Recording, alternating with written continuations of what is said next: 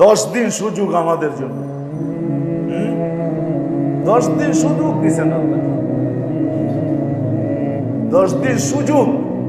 ওয়ালায়ালি নাশ, আল্লাহ 10 দিন সুযোগ দিচ্ছেন।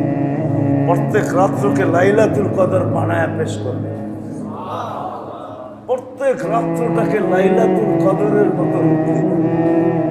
যে এটাকে কাজে লাগাবে লাইলাতুল কদরের সওয়াব পাবে। দিনের আমল গুলাকে 1 বৎসরের রূপ দিবেন।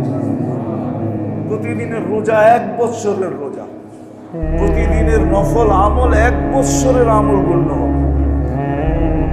এই জন্য সুযোগ আসতেছে, সুযোগ আসতেছে, সুযোগ আসতেছে, সুযোগ আসতেছে। এটাকে কাজে লাগানো যায়। 9 দিন রোজা, 10 রাত্র বন্দেগী।